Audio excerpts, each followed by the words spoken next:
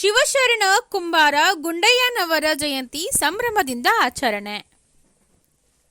ಚಿಕ್ಕೋಡಿ ಪಟ್ಟಣದ ಚಿಂಚಣಿ ರಸ್ತೆಯಲ್ಲಿರುವ ಕುಂಬಾರ ಸಮುದಾಯ ಭವನದಲ್ಲಿ ಶಿವಶರಣ ಕುಂಬಾರ ಗುಂಡಯ್ಯನವರ ಜಯಂತಿಯನ್ನು ಇಂದು ಅತ್ಯಂತ ಶ್ರದ್ಧಾಭಕ್ತಿಯಿಂದ ಆಚರಿಸಲಾಯಿತು. ಈ ಕಾರ್ಯಕ್ರಮದ ಪ್ರಾರಂಭದಲ್ಲಿ ಶಿವಶರಣ ಕುಂಬಾರ ಗುಂಡಯ್ಯನವರ ಭಾವಚಿತ್ರಕ್ಕೆ ಪುಷ್ಪ ನಮನ ಸಲ್ಲಿಸಿ ಜ್ಯೋತಿ ಬೆಳಗಿಸುವ ಮೂಲಕ ಕಾರ್ಯಕ್ರಮಕ್ಕೆ ಚಾಲನೆ ನೀಡಲಾಯಿತು. ಈ ಜಯಂತಿ ಪ್ರಯುಕ್ತ ಎಸ್ಎಸ್ಎಲ್ಸಿ ಹಾಗೂ ಪಿಯುಸಿಯಲ್ಲಿ ಅತಿ ಹೆಚ್ಚು ಅಂಕ ಗಳಿಸಿದ ವಿದ್ಯಾರ್ಥಿಗಳಿಗೆ ಹಾಗೂ ವಿವಿಧ ಕ್ಷೇತ್ರಗಳಲ್ಲಿ ಸಾಧನೆಗೈದವರಿಗೆ ಸನ್ಮಾನಿಸಲಾಯಿತು. ಈ ಕಾರ್ಯಕ್ರಮದಲ್ಲಿ ಪರಮ ಪೂಜ್ಯ ಶ್ರೀ ಶಿವಪ್ರಸಾದ್ ದೇವರು ದಿವ್ಯ ಸಾನ್ನಿಧ್ಯ ವಹಿಸಿದ್ದರು. ಅನಿತಾ ರವೀಂದ್ರ ಕುಂಬಾರ್ ಅವರು ಅಧ್ಯಕ್ಷತೆ ವಹಿಸಿದ್ದರು. Shri Shivaji M Kumbar, Shri Rao Saheb A Kumbar, doctor Spurthi Jnaneshwar Kumbar ಸೇರಿದಂತೆ ಇತರರು ಮುಖ್ಯ ಅತಿಥಿಗಳಾಗಿ ಆಗಮಿಸಿದ್ದರು. ಶ್ರೀ ಸಂದೀಪ್ ಪ್ರಲ್ಹೇಲ್ ಕುಂಬಾರ್, ಶ್ರೀ ರವಿ ಘೋಳಪ್ಪ ಕುಂಬಾರ್, ಶ್ರೀ ಬಸವರಾಜ್ ಲಗ್ಮಣ್ಣ ಕುಂಬಾರ್, ಶ್ರೀ ಸಾಗರ್ ಶ್ರೀಮಂತ್ ಕುಂಬಾರ್ ಹಾಗೂ ಶ್ರೀ ಪ್ರತೀಕ್ ಪ್ರಹ್ಲಾದ್ ಕುಂಬಾರ್ ಬಿಎ ಕುಂಬಾರ್ ಅವರು ಸತ್ಕಾರ ಮೂರ್ತಿಗಳಾಗಿ ಗೌರವಕ್ಕೆ ಪಾತ್ರರಾದರು.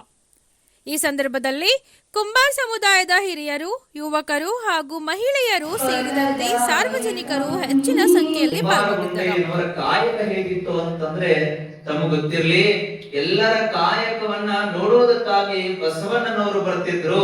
ಆದರೆ ಕುಂಬಾರ ಗುಂಡಯ್ಯನವರ ಕಾಯಕವನ್ನ ನೋಡೋದಕ್ಕೆ ಸಾಕ್ಷಾತ್ ಭಗವಂತನೇ ದರೆಗಿಳಿದು ಬಂದಿದ್ದ ಅಂತಕ್ಕಂಥ ಸತ್ಯದ ಅವಲೋಕನೆಯನ್ನು ನಾವು ಮಾಡ್ಕೊಳ್ಬೇಕಾಗ್ತದೆ.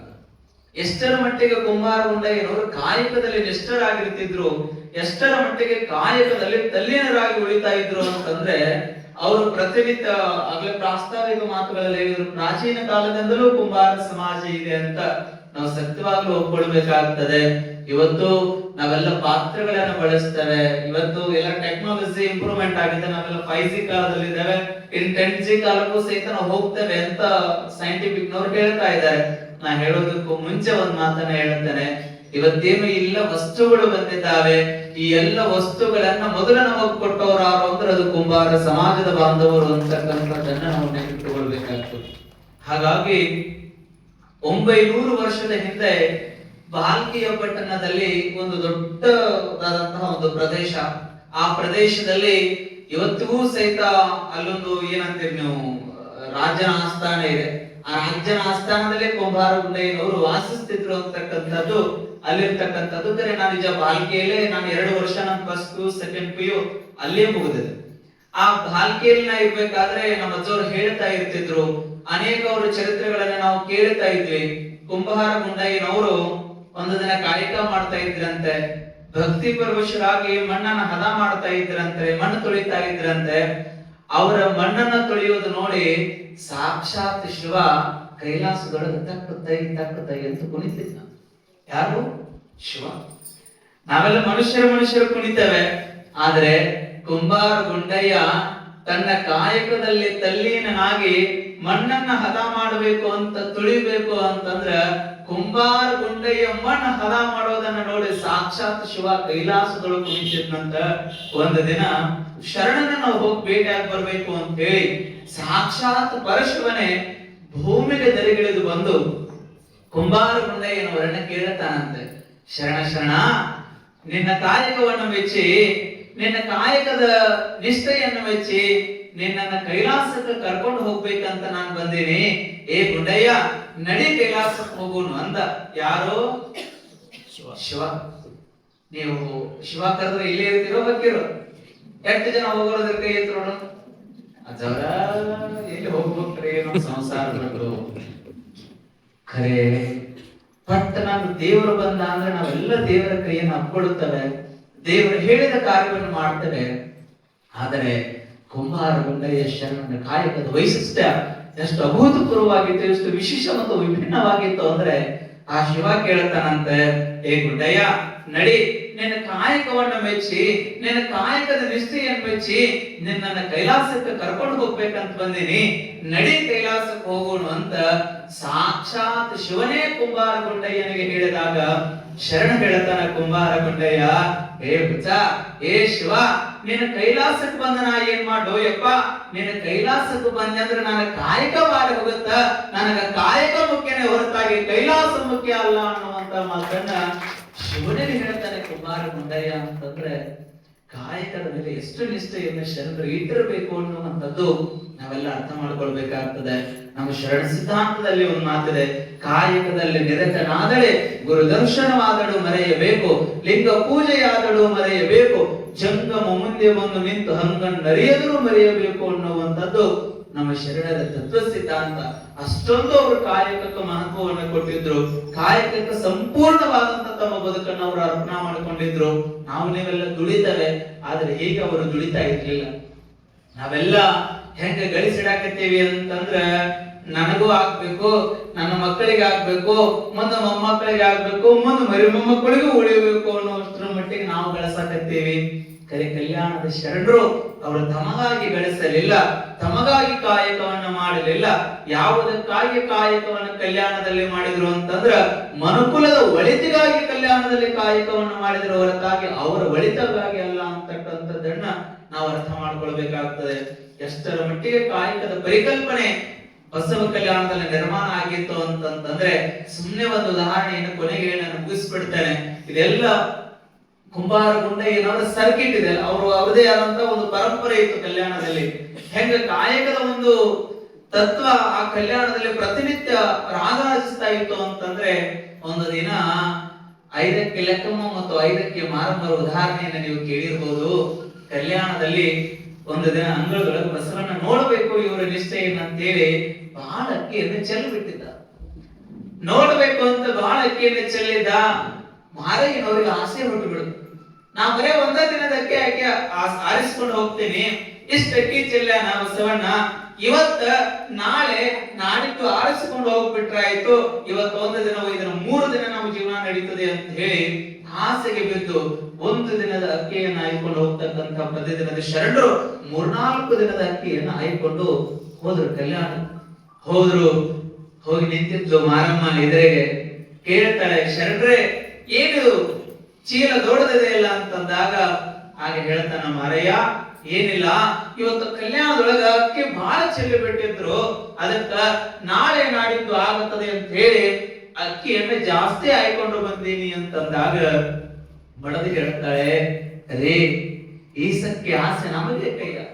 ಶರಣರ ತತ್ವ ಸಿದ್ಧಾಂತ ಹೇಗಿತ್ತು ನೋಡ್ರಿ, ಈಸಕ್ಕೆ ಆಸೆ ನಮಗೆ ಕೈಯ, ಆಸೆ ಎಂಬುದು ಅರಸನಿಗಲ್ಲದೆ ಶಿವಭಕ್ತರಿಗುಂಟೇನಯ್ಯ, ರೋಷ ಎಂಬುದು ಯಮದೂತರಿಗಲ್ಲದೆ ಅಜಾತರಿಗುಂಟೇನಯ್ಯ, ಈಸಕ್ಕೆ ಆಸೆ ನಮಗೆ ಕೈಯ, ಮಾರಯ್ಯ ಪ್ರಿಯ ಅಮರೇಶ್ವರ ಲಿಂಗಕ್ಕೆ ದೂರ ಮಾರಯ್ಯ ಅಂತ ಹೇಳಿ ಮಡದೆ ಹೇಳ್ತಾಳೆ, ರೀ ಇದು ನಮಗ ಸಲ್ಲೋದಲ್ಲ, ನಮ್ಮ ಒಂದು ದಿನದ ಕಾಯಕ, ಒಂದು ದಿನಕ್ಕೆ ನಮಗೆ ಉಣ್ಣುವಂತ ಪ್ರಸಾದಕ್ಕೆ ಅಕ್ಕಿ ಸಿಕ್ಕಿಬಿಟ್ರೆ ಸಾಕು, ಈ ಅಕ್ಕಿ ನಮಗ ಬೇಡ, ಮತ್ತೆ ಹೋಗಿ ಕಲ್ಯಾಣದ ಬೀದಿ ಒಳಗವನ್ನ ಹಾಕಿ ಬರೀ ನಮಗ ಸಲ್ಲೋದಿಲ್ಲ, ನಮಗ ಕಾಯಕದಿಂದ ಬಂದಿರತಕ್ಕಂತ ಅಕ್ಕಿನೇ ಶ್ರೇಷ್ಠನೇ ಹೊರತಾಗಿ ಬಿದ್ದಿರ್ತಕ್ಕಂಥ ಅಕ್ಕಿ ನಮಗ ಶ್ರೇಷ್ಠ ಅಲ್ಲ, ಕಾಯಕವನ್ನ ಮಾಡೇ ನಾವು ಪ್ರಸಾದವನ್ನು ಮಾಡಬೇಕು ಅಂತ ಹೇಳಿ ಮಡದಿಯೂ ಸಹಿತ ಗಂಡನಿಗೆ ಹೇಳ್ತಾಳೆ. ನಾವೆಲ್ಲ ಕಲ್ಯಾಣದ ನಡೆದಿರ್ತಕ್ಕಂಥ ಶರಣರ ವಿಚಾರವನ್ನು ಕೇಳ್ಬಿಟ್ರೆ ಬರೀ ನಿಮ್ಮ ಮನೆಗೆ ಒಂದು ಕೈ ಪಲ್ಯ ಸೂಡು ತರುವ ಜಾಗ ಆದಾಗ ಅರ್ಧ ತಂದು ಬಿಟ್ರೆ ನಿಮ್ದು ರಂಬಾರ ನೋಡ್ಬೇಕು ಮನ್ಯಾಗ ಹೋಗ್ತಾರೆ ಬಾಳೆ. ಹಾಗಾಗಿ ನಾವು ಇವತ್ತಲ್ಲ ಇನ್ನೊಂದು ವಾರದ ತರಬೇಕು ಅಂತ ವಿಚಾರ ಮಾಡ್ತಾರೆ. ಕಲ್ಯಾಣದ ಶರಣರು ಇವತ್ತಿನ ಜೀವನ ನಡೆದ್ರೆ ಸಾಕು. ಇವತ್ತಿನ ದಿವಸ ನಾ ಪ್ರಥಮವಾಗಿ ನೆನೆಸ್ಬೇಕಾದ ಈ ಒಂದು ಸಂಘಟನೆ ಏನ್ ಮಾಡಿದ್ರಲ್ಲ ಮಾಡೋ ಟೈಮ್ದಾಗ ಇಲ್ಲಿ MLA ಫಂಡ್ ದುಡ್ಡು ಬರಬೇಕು, ಜಾಗ ಕೊಟ್ಟದ ಯಾರ ಬಿಲ್ಡಿಂಗ್ ಕೊಡ್ತು ಅಂತ ಟೈಮ್ದಾಗ ಶ್ರೀಮತಿ ಶಾರಕ್ಕ ಕುಂಬಾರ್ ಇವರು ನಮಗೆ ಇಲ್ಲಿ ಒಂದು ಭೂಮಿ ದಾನ ಮಾಡಿದ್ರು. ಇವತ್ತಿನ ಪರಿಸ್ಥಿತಿದಾಗ ಒಂದು ಪ್ಲಾಟ್ ಹೋಗೋದಲ್ಲ 14 ಲಕ್ಷ ರೂಪಾಯಿ ಅಂತ ಒಂದು ಟೈಮ್ದಾಗ ಜಾಗ ಕೊಟ್ಟರು. ಅದ ಟೈಮ್ದಾಗ ಸಲಲ್ಲಿ ಈ ನಮ್ಮ ಮಾನ್ಯ ಶಾಸಕರಾದಂಥ ಪ್ರಕಾಶ್ ಹುಕ್ಕೇರಿ ಅವ್ರ ಕಡೆಯಿಂದ ಇದು ಭವನ ಮಂಜೂರು ಮಾಡಿ ಸರ್ಕಾರದ ಒಂದು ಕಾರ್ಯಕ್ರಮ ಮಾಡಿಕೊಟ್ರು. ಆ ಒಂದು ಕಾರಣದಿಂದ ನಾವು ಇಲ್ಲಿ ಬಂದು ಕೂರ್ತೀವಿ. ಅದೇ ಟೈಮ್ ಇನ್ನೊಂದು ಹೇಳ್ಬೇಕಂದ್ರ ನಮ್ದು ಚಿಕ್ಕೋಡಿ ತಾಲೂಕಾ ಕುಂಬಾರ ರಕ್ಷಣಾ ಸಂಘ ಇದು ಸಂಘ ಐತಿ. ಆದ್ರೆ ಎಲ್ಲಾ ಮಂದಿಗೆ ಹೆಂಗಾಗತ್ತೈತೆ ಅಂದ್ರೆ ನಾವು ಪ್ರತಿ ಸಲ ಹೋಗೋದಪ್ಪ ಅಲ್ಲಿ ಹೋದ ಕೂಡಲೇ ನಾವು ಪಟ್ಟಿ ಕೇಳ್ತಾವು, ನಾವೇನಾರ ಮಾಡೋದ ಇಂಥ ಲೆಕ್ಕ ಬಂದ ಕೆಲವೊಂದು ಮಂದಿ ಬರ್ತಾ ಇಲ್ಲ. ಆದ್ರೂ ನಾವು ಏನಿಲ್ಲ ಎಲ್ಲಾರು 4 ಮಂದಿ ಕೂಡಿ ಹೊಂದ್ಕೊಂಡು ಹೋಗೋಂತ ಲೆಕ್ಕ ಬಂದು ಹೇಳಿದಾಗ ಈ ಸುಸಜ್ಜಿತವಾಗಿ ಈ ಡೆಸ್ಕ್ ಆಗ್ಲಿ ಫ್ಯಾನ್ ಆಗ್ಲಿ ಕೆಲವೊಂದು ದಾರಿಗಳು ನಾವು ಕೊಟ್ಟಿದ್ದಾರೆ. ಇನ್ನೂ ಕೆಲವೊಂದು ಯಾರು ಕೊಡ್ತಾ ಇದ್ದಾರೆ. ಅದರ ಪ್ರಕಾರವಾಗಿ 24 ಮಂದಿ ಅವರು ನಮ್ಮ ಕಾರ್ಯಕ್ರಮ ಎದುರಿಸಬಾರದು ಅಂತ ಹೇಳಿ 5 ಲಕ್ಷ ರೂಪಾಯಿ ನಮಗೆ ಒಂದು ಡೊನೇಷನ್ ಮಾಡಿದರು. ಅದ ಪ್ರಕಾರ ಒಂದ್ಸಲ ಮುನೀರ್ ಅವರು ಬಂದಿದ್ರು ಕಾರ್ಯಕ್ರಮಕ್ಕೆ, ಬಂದಾಗ 1 ಲಕ್ಷ ರೂಪಾಯಿ ಡೊನೇಟ್ ಮಾಡಿದರು. ನಮ್ಮ ಅಧ್ಯಕ್ಷರು ಒಂದು ಏನ್ ವಿಚಾರ ಮಾಡಿದ್ರು ಅಂದ್ರ, ಅವ್ರು ರೊಕ್ಕ ಕೊಟ್ಟು ಖರ್ಚು ಮಾಡತ್ತಾರ ಅನ್ಸ್ಬೋದು ಬೇಡ ಅಂತೇಳಿ ಆ ರೊಕ್ಕನ ಕೊಟ್ಟಿಲ್ಲ. ಏನ್ ಮಾಡಿದ್ವಿ ಅಂದ್ರೆ ಬೇರೆ ಬ್ಯಾಂಕ್ನಾಗ ಡಿಪಾಸಿಟ್ ಮಾಡಿದ್ವಿ. ಡಿಪಾಸಿಟ್ ಮಾಡಿ ಅದ್ರ ಬಡ್ಡಿ ಬಂದದ ಹಂಗೆ ಇಟ್ಕೊತ ಹೊಂಟಿವಿ. ಈಗ ಏನಾಗೈತೆ ಅಂದ್ರ ಇದಾಗ ಇವ್ರು ಹೇಳಿದಂಗ ಬಾಜುಕ್ ಏನೋ ಒಂದು ಚಲೋ ಒಂದು ಕಾರ್ಯಕ್ರಮ ಮಾಡುವಂತ ಒಂದು ಲೆಕ್ಕಕ್ಕೆ ಅದನ್ನ ಕಾರ್ಯಕ್ರಮ. ಈಗ ನಾವ್ ಏನೋ ಇದ್ರ ಕಾರ್ಯಕ್ರಮ ಮಾಡಿದ್ರು ನಾವು ಮುಂದೆ ಒಂದು ಸಣ್ಣಾಗಿ ಮಾಡಾತೀವಿ. ಈ ಹಳ್ಳಿನ ಶರೀರದಾಗ ಕೆಲವೊಂದು ತೊಂದರೆಗಳು ಆಗ್ತಾವ. ಕೆಲವೊಂದು ತೊಂದರೆಗಳು ಆದ ಎಲ್ಲರೂ ಕೂಡ ನಮ್ಮ ಸರ್ಕಾರ ಮಾಡ್ತಿರ್ತಾರೆ, ಹಿಂಗ ಮಾಡಾತೀವಿ ತಿಳ್ಕೊಂಡ ನಾನು ನಿಮ್ಗೆಲ್ಲರಿಗೂ ಒಂದು ಧನ್ಯವಾದ ಹೇಳ್ತೀನಿ. ಅದೇ ಪ್ರಕಾರವಾಗಿ ಇನ್ನೊಂದು ಹೇಳ್ಬೇಕಂದ್ರ, ನಮ್ಮ ಕುಂಬಾರ ಗುಂಡಯ್ಯ ಸೊಸೈಟಿ ನಾವು ಯಾವ ಹೇಳಿದಾಗ ಮಾಡಿದ್ರ ಅಲ್ಲಿ ನಮ್ಮಲ್ಲಿ ಬಹಳ ಒಕ್ಕಟ್ಟಿಲ್ಲಾಗಿತ್ತು. ಆ ಒಕ್ಕಟ್ಟಿನ ಕಾರಣವಾಗಿ ನಮ್ಮೊಳಗೆ ಒಂದು ಸ್ವಲ್ಪ ಭಿನ್ನಾಭಿಪ್ರಾಯ ಬಂದ ಕರ್ನಾಟಕದಿಂದ ಬಂತು. ಇವತ್ತು ನಾವು ಇನ್ನೊಂದು ಹೇಳ್ಬೇಕಂದ್ರ, ನಮ್ಮ ದಿವಂಗತ ಮಾಲುತಾಯಿ ಬಾಬಾ ಸಾಹೇಬ್ ಕುಂಬಾರ್ ಇವರು ಒಂದು ಮುಂದೆ ಬಂದ, ಅವ್ರ ಪತಿ ಬಾಬಾ ಸಾಹೇಬ್ ಕುಂಬಾರ್ ಅವ್ರ ಮುಂದೆ ಬಂದ ನಮ್ಮ ಲಕ್ಷ್ಮೀಬಾಯಿ ಕುಂಬಾರ್ ಸೊಸೈಟಿ ನಾವು ಚಾಲೂ ಮಾಡಿದಾಗ ಬಹಳ ಒಂದು ಉತ್ಸುಕತೆಯಿಂದ ಎಲ್ಲ ಒಂದು ತನುಮನದಿಂದ ಸೇವಾ ಮಾಡಿದ್ರು. ಆ ಲಕ್ಷ್ಮೀಬಾಯಿ ಕುಂಬಾರ್ ಸೊಸೈಟಿ ಒಂದು ಇವತ್ತು ಹೆಮ್ಮರೇನ ಆಗಿಲ್ಲ, ಒಂದು ದೊಡ್ಡ ಮರ ಆಗೈತಿ, ಇನ್ನ ಸಸಿ ಇಲ್ಲ, ಮರ ಆಗೈತಿ. ಅದನ್ನ ಹೇಳೋದನ್ನ ನಾವು ಎಲ್ಲ ಉಳಿದ ಸಂಘಗಳನ್ನೆಲ್ಲ ಮಾಡ್ಕೊಂಡಿದ್ದೀವಿ. ಯಾವ ಸಂಘನೂ ಬರ್ತಾ ಇಲ್ಲ. ಮಹೇಶ್ವರಿ ಒಕ್ಕೂಟ ಸಹಕಾರ ಸಂಘ ಹೇಳ್ಬೇಕಂದ್ರ ಒಂದು ಟೈಮ್ನಲ್ಲಿ ಯಾವ್ಯಾವ ಟೈಮ್ದಾಗ ಕಷ್ಟದಾಗ ಬಂದ್ರ ನಮ್ಮ ಉಮ್ರಾಣಿ ಮಹೇಶ್ವರಿ ದೇವಿ ನಮ್ಮನ್ನ ಒಂದು ಆಶೀರ್ವಾದ ಮಾಡಿ ನಮ್ಗೆ ಮ್ಯಾಗ ಬಂದರು. ಅದಕ್ಕೆ ಆ ದೇವಿನ ಇವತ್ತು ನೆನೆಸ್ಕೊಂಡ ಇವತ್ತು ಆ ಮಹೇಶ್ವರಿ ದೇವಿ ಸಲುವಾಗಿ ಇಷ್ಟೆಲ್ಲಾರು ನಾವು ಚಿಂತೆ ಮಾಡ್ತಾ ಇದ್ದೀವಿ. ಅದಕ್ಕೆ ಇವತ್ತಿನ 15ನೇ ವರ್ಷದ ಸಮಾರಂಭ, 15ನೇ ವರ್ಷದ ಸಮಾರಂಭಕ್ಕ ಪ್ರತಿ ಸಮಾರಂಭದಾಗೂ ಅಂದ್ರ ಇವತ್ತು ಹೇಳ್ತಾರ ಕಟ್ಟಿದಾಗ ನಾವು ಏನು ಒಳ್ಳೆ ಕೆಲಸ ಮಾಡಿದ್ರು ಏನ್ ಬಿಟ್ಟಿದವ್ರು ನೋಡ್ಕೊಂಡು ಬರತ್ತೇವೆ. ಒಂದ ಈಗ ನಮ್ಮ ಸಹೋದರಾದಂತ ಕೆಲವೊಂದು ಹೇಳ್ತಾರ, ನೀ ಮಾಡ್ತಿ ಕೆಲವೊಂದು ತಪ್ಪು ಮಾಡ್ತಿ ತಪ್ಪು ಮಾಡ್ತಿರ್ತಾರೆ. ಹೋಸಲ ಏನಾಯ್ತು, ಈ ಕಾರ್ಯಕ್ರಮದಾಗ ನಮ್ಮ ಕಡೆ ಮೂಮೆಂಟ್ಸ್ ಆಗ್ತಿದ್ವು ಎಲ್ಲಾದ್ರು ಇನ್ನೇನ್ ಪತ್ರ ಬರುವಂತದ್ದು ಒಂದು ಆಟದಾಗ ಅವ್ರ ಕೆಲಸ ಇವ್ರು ಕೊಟ್ಟು ಈ ಸಲ ಅಂತದೇನು ಸಮಸ್ಯೆ ಆಗಿಲ್ಲ. ಇಲ್ಲಂತ ಅವ್ರ ದೇವಂತಾಗ ನಾವು ಹುಡುಗರೆಲ್ಲ ಕೂಡ ಚೌಕಟ್ಟನ್ನು ಮಾಡಿದ್ರು. ಆದ್ರೂ ಈ ನಿನ್ನೆ ಮನೆ ಕೆಲವೊಂದು ಮಂದಿ ನಮ್ಗೆ ಫೋನ್ ಮಾಡಿದ್ರು, ನಮ್ಮ ಹುಡುಗರು ನಿಮ್ಮ ಹುಡುಗರು ಮತ್ತವ್ರು ಇವತ್ತು ನಮ್ಗೆ ಹೇಳಿದ್ರು IIT ಪಾಸ್ ಆಗ್ಯಾರ ಅಂತ ಹೇಳಿ. IIT ಪಾಸ್ ಆದ್ರೂ ಏನಾದ್ರು ನಮ್ಗೆ ಏನ್ ಬಂದಿಲ್ಲ. ಬಟ್ ನಮ್ಗೆ ಏನ್ ನಾವು ಅನೌನ್ಸ್ಮೆಂಟ್ ಮಾಡಿರ್ತೀವಲ್ಲ, ನಮ್ಮ ಡೈರೆಕ್ಟರ್ ಆಗಿ ನಮಗೆ ಗೊತ್ತಾಗ ಯಾರಿಲ್ಲ, ನೀವು ಯಾರು ಹೇಳಿದ್ರೆ ನಾವು ಮುಂದಿನ ವರ್ಷ ನಿಗದಿತ ಟೈಮ್ನ ನಮ್ಮ ಸರ್ಟಿಫಿಕೇಟ್ಗಳಾಗಿ ಒಂದು ಏನು ಕೊಟ್ಟಂದ್ರೆ ನಾವು ಅಲ್ಲಿ ಮಾಡಕ್ ಬರ್ತದೆ. ಈ ಬಾಜುಕಿ ಮನೆಯವ್ರಿಗೆ IIT ಪಾಸ್ ಆಗಿರ್ತೀರಿ, ದೊಡ್ಡವ್ರು ಇರ್ತೀರಿ, ನಮ್ಗೆ ಏನೂ ಬಂದಿರಂಗಿಲ್ಲ, ನಾವ್ ಏನ್ ಮಾಡಕ್ಕಾಗತ್ತೆ. ಇಂಥ ಟೈಮ್ದಾಗ ನೀವು ಮುಂದಿನ ಎಷ್ಟ ಮಾಡ್ತೀರಿ, ನಮ್ಗೆ ಹಿಂದುಳಿದ ನಮ್ಗೆ ಗೊತ್ತಾಗೋದಿಲ್ಲ, ಇಂಥ ಒಂದು ಸಮಸ್ಯೆಗಳು ಬರ್ತಾವ, ಆಗ್ಬಾರ್ದು. ನೀವು ಏನಿಗೆ ಬಂದಿರಲ್ಲ, ಪ್ರತಿ ವರ್ಷ ನಮ್ಗೆ 2 ಕಾರ್ಯಕ್ರಮ ಈ ಟೈಮ್ದಾಗ ಈ ವಿದ್ಯಾರ್ಥಿಗಳು ಸತ್ಕಾರ ಮಾಡ್ತೀವಿ. ಸವಲತ್ತು ಜಯಂತಿ ದಿವಸ ಇಲೆಕ್ಷನ್ ಹೇಳಿದಾಗ ಅಂತವ್ರಿಗೆಲ್ಲ ದೊಡ್ಡ ದೊಡ್ಡ ಮಾಡ್ತಿರ್ತೀವಿ. ಆ ಟೈಮ್ದಾಗ ಜನ ಬರ್ರಿ, ಈ ಟೈಮ್ದಾಗ ಬರ್ರಿ, ಸತ್ಕಾರ ಮಾಡಕ್ ನಮ್ದೇನು ಬರ್ತಾ ಇಲ್ಲ. ಆದ್ರೆ ನಾವೇನ ಗಮನ ತರಬೇಕು. ಈಗ ನಾಗರಿಕತೆಯ ಒಂದು ಕುರುಹುಗಳು ಅಲ್ಲಿ ಸಿಗತಕ್ಕಂತ ಏನು ಅಂತಂದ್ರೆ ಹಂಚು, ಮಡಕೆ, ಕುಂಬಾರ ಮಾಡಿರ್ತಕ್ಕಂತ ವಸ್ತುಗಳನ್ನೇ ಏನಾಗಿದಾವ ಅಂತಂದ್ರೆ ಆ ಒಂದು ಅವಶೇಷಗಳಾಗಿ ನಮಗ ಆ ನಾಗರಿಕತೆಗಳಲ್ಲಿ ಸಿಕ್ಕಿದಾವು. ಹೀಗಾಗಿ ಅಂದಿನಿಂದ ಹಿಡಿದುಕೊಂಡು ಇಂದಿನ ತನಕ ಕುಂಬಾರ ಸಮಾಜ ಅನ್ನುವಂಥದ್ದು ಇದೆ ಅನ್ನುವಂಥದ್ದು ವೇದ ಕಾಲದಲ್ಲಿ ಬರ್ತಾ ಇದೆ, ಪುರಾಣ ಕಾಲದಲ್ಲಿ ಬರ್ತಾ ಇದೆ. ಅನೇಕ ಕವಿಗಳ ಒಂದು ಕಾವ್ಯಗಳಲ್ಲಿ ಕೂಡ ಕುಂಬಾರರ ಉಲ್ಲೇಖ, ಕುಂಬಾರರ ಒಂದು ವೃತ್ತಿ, ಕುಂಬಾರ ಜನಾಂಗದ ಸ್ವಭಾವ, ಗುಣ, ಅವರ ಒಂದು ಶ್ರದ್ಧೆ, ನಿಷ್ಠೆ ಇವೆಲ್ಲವೂ ಏನಾಗಿದಾವ ಅಂತಂದ್ರೆ ಅಂದಿನಿಂದ ಹಿಡಿದುಕೊಂಡು ಇಂದಿನವರೆಗೆ ಅವು ವರ್ಣಿಸಲ್ಪಟ್ಟಿರ್ತಕ್ಕಂಥದ್ದನ್ನು ನಾವು ಕಾಣ್ತಾ ಇದ್ದೇವೆ. ಅಷ್ಟೇ ಅಲ್ಲ, ನಮ್ಮ ಬದುಕಿನ ಜನನದಿಂದ ಹಿಡಿದುಕೊಂಡು ಮುಪ್ಪಿನವರೆಗೆ, ಸಾವಿನವರೆಗೂ ಕೂಡ ಕುಂಬಾರರ ಒಂದು ಅವಶ್ಯಕತೆ ಇದೆ ಅನ್ನುವಂಥದ್ದನ್ನು ನಾವು ಕಾಣ್ತಾ ಇದ್ದೇವೆ. ಬಾಲ್ಯದಲ್ಲಿ ಹುಟ್ಟಿದಾಗ ಏನ್ ನಾವು ಒಂದು ಕಾರ್ಯಕ್ರಮ ಮಾಡ್ತೇವೆ, ಅವಾಗ ಸೆಟವಿ ಪೂಜೆಯನ್ನು ಮಾಡಬೇಕಾಗಿತ್ತು ಅಂತಂದ್ರೆ ಒಂದು ಚಟಿಕೆ ಅನ್ನುವಂಥದ್ದು ಬೇಕನ್ನ. ಕೊನೆಗೆ ಸಾವಿನ ತನಕ ಕೊನೆಗೆ ಒಂದು ಕೊಡ, ನೀರಿನ ಕೊಡವನ್ನ ಸುತ್ತಾಕ್ಸಿ ಏನೋ ಒಂದು ಅಂತಿಮ ಸಂಸ್ಕಾರವನ್ನು ಮಾಡ್ತಾ ಇದ್ದಾರಲ್ಲ, ಅಲ್ಲಿಗೂ ಕೂಡ ಏನ್ ಬೇಕು ಅಂತಂದ್ರೆ ಕುಂಬಾರರ ಒಂದು ಕೊಡ ಬೇಕೇ ಬೇಕು. ಎರಡನೇದು ಕರ್ನಾಟಕ ಕುಂಬಾರ ಯುವ ಸೇನಾ ಚಿಕ್ಕೋಡಿ ಘಟಕ, ಪಾಂಡುರಂಗ ಕುಂಬಾರ ಆಸ್ಪತ್ರೆ ನಾಗರಮನೋಡಿ, ಮೇ ಭಾಗ್ಯಲಕ್ಷ್ಮಿ ಪೆಟ್ರೋಲಿಯಂ ಗೋರ್ಗಾಂವ್, ದಿ ಲಕ್ಷ್ಮೀ ಕುಂಬಾರ ಮಹಿಳಾ ವಿವಿಧ ಉದ್ದೇಶಗಳ ಸೌಹಾರ್ದ ಸಹಕಾರಿ ಸಂಘ ನೇಮ ಚಿಂಚಣಿ, ಚಿಕ್ಕೋಡಿ ತಾಲೂಕಾ ಕುಂಬಾರ ಗುಂಡಯ್ಯ ಕೋಕಟ್ ಕ್ರೆಡಿಟ್ ಸೊಸೈಟಿ ನೇಮ ಚಿಕ್ಕೋಡಿ, ಶ್ರೀ ಭಾವೇಶ್ವರ ಒಕ್ಕೂಟ ಸ್ವಸಹಾಯ ಸಂಘ ಚಿಂಚಣಿ, ಶ್ರೀ ಜೀವನ ಜ್ಯೋತಿ ಕಟ್ಟಡ ಹಾಗೂ ಇತರೆ ನಿರ್ಮಾಣ ಕಾರ್ಮಿಕರ ಕ್ಷೇಮಾಭಿವೃದ್ಧಿ ಸಂಘ ಚಿಂಚಣಿ, ಶ್ರೀ ರಾಮಲಿಂಗೇಶ್ವರ ಕೋ ಕ್ರೆಡಿಟ್ ಸೊಸೈಟಿ ಲಿಮಿಟೆಡ್ ಚಿಕ್ಕೋಡಿ. ಈ ಎಲ್ಲ ಒಂದು ಸಂಘ ಸಂಸ್ಥೆಗಳ ನೆರವಿನಿಂದ ಇವತ್ತಿನ ಕಾರ್ಯಕ್ರಮ ಜರುಗುತ್ತಾ ಇದೆ. ಇವರೆಲ್ಲರಿಗೂ ಎಲ್ಲ ಈ ಸಂಘದ ಅಧ್ಯಕ್ಷ ಉಪಾಧ್ಯಕ್ಷರು ಎಲ್ಲರಿಗೂ ಒಂದು ಸ್ವಾಗತ ಕೋರುತ್ತಾ, ಈ ಎಲ್ಲ ಸಂಘ ಸದಸ್ಯರಿಗೂ ಸ್ವಾಗತ ಕೋರುತ್ತಾ ಈಗ ಮುಂದಿನ ಕಾರ್ಯಕ್ರಮ ನಡೆಸ್ಕೊಂಡು ಹೋದ್ರಿಂದ ಸಾಕಷ್ಟು ಸ್ಕೀಮ್ಗಳಿದ್ದಾವೆ. ನೀವು ಸಂಬಂಧಪಟ್ಟ ಇಲಾಖೆಗಳನ್ನ ಸಂಪರ್ಕಿಸಿದಾಗ ಸಾಕಷ್ಟು ಅವಕಾಶಗಳಿದೆ, ನೀವು ಬಿಸ್ನೆಸ್ ಮಾಡಬಹುದು. ಅದಕ್ಕೂ ಕೂಡ ಕೇಂದ್ರ ಸರ್ಕಾರದಿಂದ ಹಾಗೂ ಮತ್ತು ರಾಜ್ಯ ಸರ್ಕಾರದಿಂದ ಸಾಕಷ್ಟು ಸಹಾಯ ಸಿಗುತ್ತಿದೆ. ನಾವು ಮೊದಲು ಶೈಕ್ಷಣಿಕವಾಗಿ ನಾವು ಉನ್ನತವಾಗಿ ಮ್ಯಾಚ್ ಬಂದಿದ್ದಾದ್ರೆ ನಾವು ಎಲ್ಲ ರೀತಿಯಾದಂತ ರಂಗಗಳಲ್ಲಿ ನಾವು ಮಿಂಚಬಹುದು ಅಂತ ಹೇಳ್ತಾ, ನಮ್ಮಲ್ಲಿ ಮೊದಲು ಒಗ್ಗಟ್ಟಿರ್ಲಿ, ಒಗ್ಗಟ್ಟೇ ಬಲ ಅಂತಕ್ಕಂಥ ನಮ್ಮಲ್ಲಿ ಒಂದು ಧ್ಯೇಯವಾಗಿರಲಿ. ನಾವು ಬೇರೆ ನಮ್ಮ ಸಮಾಜದವರ ಮುಂದೆ ಹೋಗ್ತಾ ಇದ್ರೆ ಅಂತ ನಾವು ಕರುಗ್ತೀವಿ. ಆ ಒಂದು ಕರುಗುವಂತ ಒಂದು ಹೊಟ್ಟೆ ಕಿಚ್ಕೊಡುವಂತ ಈ ಭಾವನೆ ನಮ್ಮಲ್ಲಿದ್ರೆ ನಾವು ಯಾವತ್ತೂ ಮುಂದುವರೆಯಕ್ಕೆ ಸಾಧ್ಯನೇ ಇಲ್ಲ. ಸೊ ನಾವು ನಮ್ಮವ್ರನ್ನ ನಾವು ಬೆಳೆಸ್ತಾ ಇದ್ದಾಗ ನಾವು ಬೆಳಿತೀವಿ. ನಾವು ಯಾವಾಗ ಯಾರನ್ನ ಕಾಲು ಹಿಡಿದ್ರೆ ಎದೇ ಪ್ರಯತ್ನ ಮಾಡ್ತೀವಿ, ಅವ್ರ ಕಾಲ್ ಕೆಳಗೆ ನಾವು ಇರ್ತೀವಿ ಅಂತಕ್ಕಂಥ ಮಾತನ್ನ ಹೇಳ್ತಾ ನಾವು ಬೇರೆಯವರನ್ನ ಎತ್ತದ ಪ್ರಯತ್ನ ಮಾಡೋಣ. ನಮ್ಗೆ ಆದಷ್ಟು ಒಬ್ಬರನ್ನಾದ್ರೂ ನಮ್ಮ ಜೀವನದಲ್ಲಿ ಎತ್ತಿದ್ರೆ ಸಾಕು. ನಮ್ಮ ಸಮಾಜ, ನಮ್ಮ ಒಂದು ಸಮುದಾಯ, ಸಮಾಜದ ಉನ್ನತವಾದಂತ ಮುಂಚೂಣಿಯಲ್ಲಿ ಬರ್ತದೆ ಅಂತಕ್ಕಂಥ ನನ್ನ ಮಾತನ್ನ ಹೇಳ್ತಾ, ಆದಷ್ಟು ಎಲ್ಲರೂ ಒಳ್ಳೊಳ್ಳೆ ಮಾರ್ಕ್ಸ್ ತಗೊಂಡು ಸಾಧನೆ ಮಾಡಿದಿರಿ. ಅವ್ರಿಗೆಲ್ಲ ನನ್ನೊಂದು ಆಸೆ ಅಂದ್ರೆ KS IAS ಗಳನ್ನ ಜಾಸ್ತಿಯಾಗಿ ಪ್ರಯತ್ನ ಮಾಡ್ರಿ.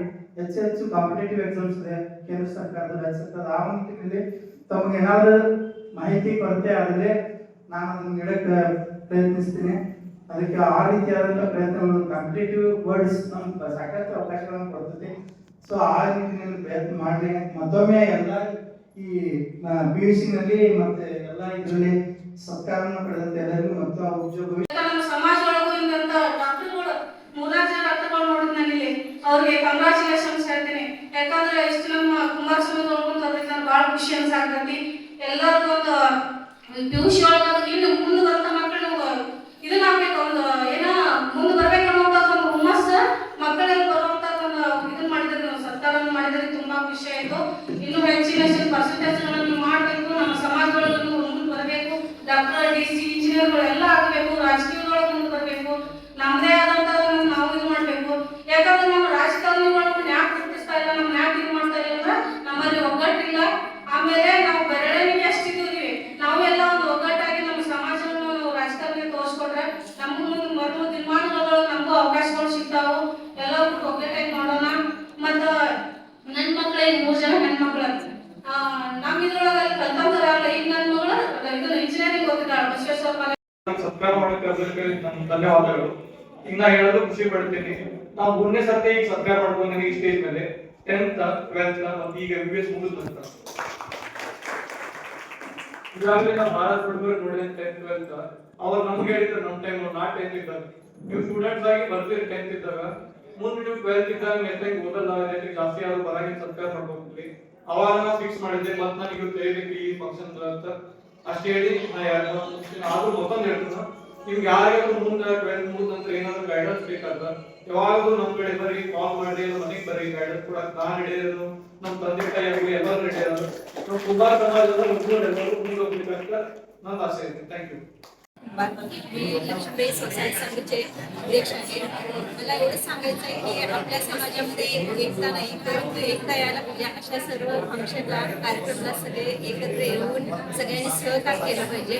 आपण अनेकांना सहकार्य केलं तर आपण आपले जे समाज आहे ते उच्च स्थानावरती नेऊ शकतो. तसंच विद्यार्थ्यांना सुद्धा आम्ही प्रोत्साहन देत आहोत आणि त्यांना कोणतंही आर्थिक जर का अडचण आली तर आम्ही आमच्या संघाच्या वतीनं त्यांना आर्थिक मदत करून किंवा आर्थिक मदत करून पैसे देऊन आणि ते उच्च असं शिक्षण घेऊन आमच्या आता समाजामध्ये आमदार खासदारपर्यंत कोणी गेले नाही, परंतु कुंभार समाजामध्ये आमदार खासदार अशा उच्च पदापर्यंत नेण्याचा आमचा उद्देश आहे. असं जे पुढे जातील शिक्षणामध्ये त्यांना सगळ्यांना प्रोत्साहन देण्याचं काम आम्ही करत आहोत. एवढंच माझं 2 शब्द सांगू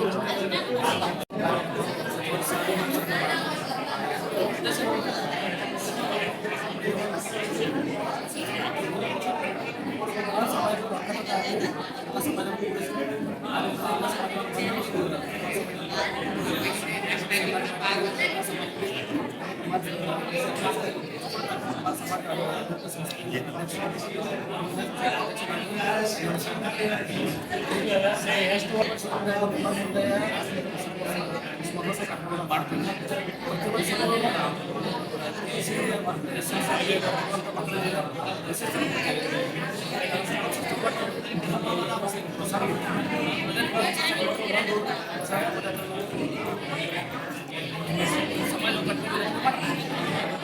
ತಮ್ಮ ಹೆಸರು ಸರ್? ಹೆಸರು